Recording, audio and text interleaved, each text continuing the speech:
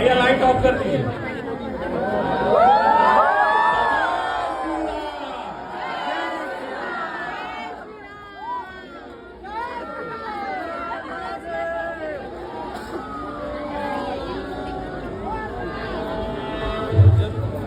సర్వ మానవాళికి రక్షకుడు, మనకు కొండంత అండగా నిలిచేవాడు, మనసులో తలచిన వెంటనే గుండెల నిండా ధైర్యాన్ని నింపగలిగే మహాయోధుడు, అభయహస్తంతో ఎల్లవేళలా మనల్ని కాపాడే ఆ పవనపుత్రుడు ఇప్పుడు మనసారా స్తుతించుకుంటాడు. శ్రీ పంచముఖ ఆంజనేయ స్వామిగా అవతారమెత్తిన కథ దృశ్య రూపంలో తిలకిద్దాం రండి.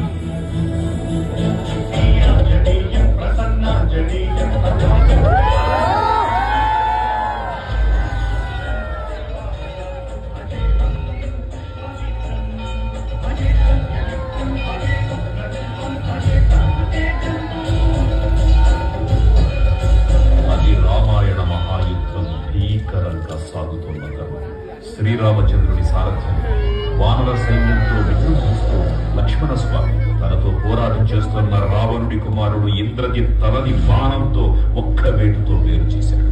ఇంద్రజిత్ మరణమాటమైన రావణుడు ఆవేశంతో ఊగిపోయాడు. ప్రతీకారం కోసం పాతాళలోకాధిపతి తన సోదరుడు అయినటువంటి మహిరావణుడి సహకారం కోరాడు.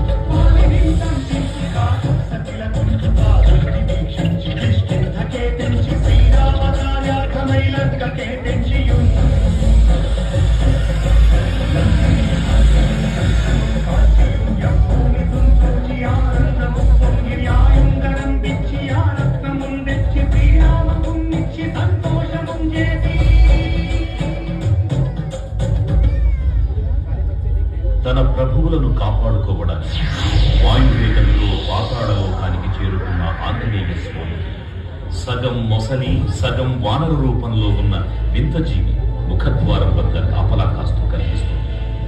ఆ జీవి మకరధ్వజుడు అనే తన పుత్రుడని మహాసముద్రాన్ని దాటుతుండగా నీటిలో పడ్డ స్వేదవిందు ఒక మొసలి గ్రహించడం వల్ల జన్మించాడని తెలుసుకొని ఆశ్చర్యపోతారు హనుమంతుడు.